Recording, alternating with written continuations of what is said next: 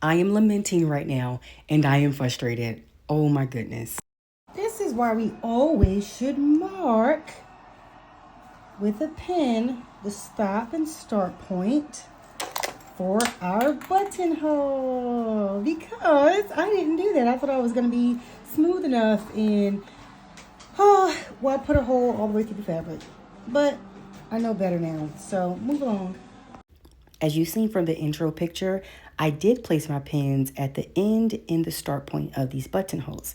However, my buttonhole maker on my machine was wonky and I was just trying to roll with it and make it work. And I ripped a hole in the fabric. Now this is where the buttons are supposed to go. Okay, I let my frustration subside and now I'm going to get to work on how to fix this. I hope you all find this useful if you run into this issue. In the middle of making the buttonholes on this dress, buttonholes were being put on and I ripped right through it.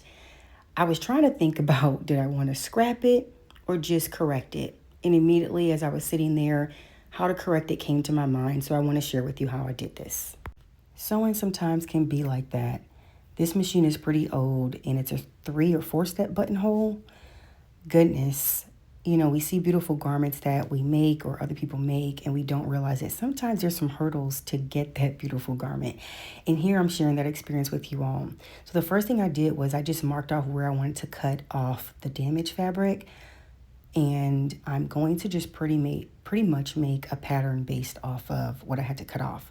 Now I also had to make sure I removed the top stitching on the back of the dress. So here you see me clipping into the top stitching. Once I did that, I was able to open it up so I can get to the actual stitching and remove those stitches as well.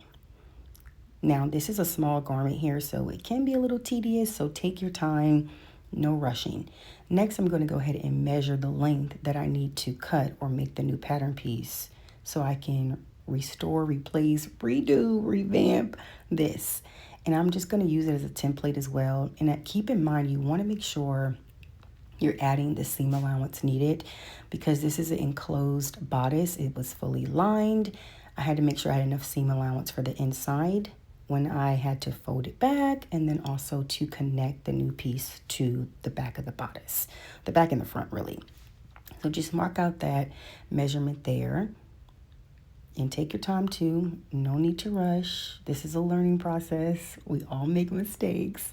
I'm learning that each and every time. And to be honest, let me be a little honest here and transparent. This is why I don't sew that much sometimes, because the time that it takes to redo things.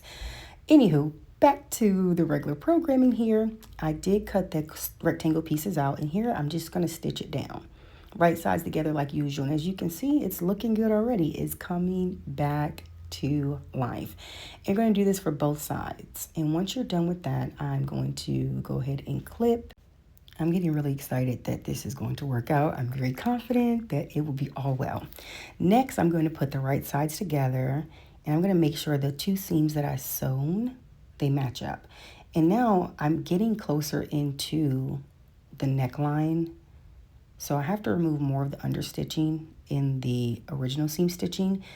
It's so small in that little space, and I need to make sure I get as close as I can to the original stitch line around the neckline when I join the 2 fabrics together for the lining and the bodice. Like I said earlier, no need to rush. Take your time. This is a learning curve. I was very frustrated, but I got through it, and you can do it too. So keep hope alive. You'll be very proud once you complete whatever you're working on, or you're able to use this strategy or technique in a future garment. So take your time, slow and easy. Now I'm just going to clip off those threads here. I'm going to flip it back to the right side. Also, you may get some extra fraying on the top. That's totally fine. Just go ahead and snip that off. And let's see how it's looking, guys. Oh, I'm super excited. So now I'm just going to finger press down these seams here. And as you can see, it is lining up beautifully. It's looking really good. It's looking really good. Honestly, no one would have ever noticed if I didn't do this video. Like Tim Gunn says, make it work. Next thing I'm going to do is I'm going to top stitch here on that seam line about 1/8 of an inch.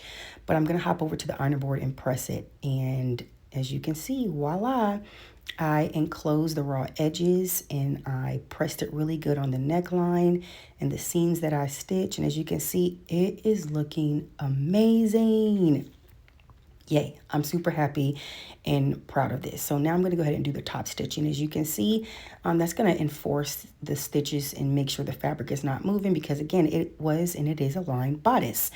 So I went ahead and top stitched the neckline back and then the seams that I sewn and also the enclosed seam. So it's looking really good. What you think?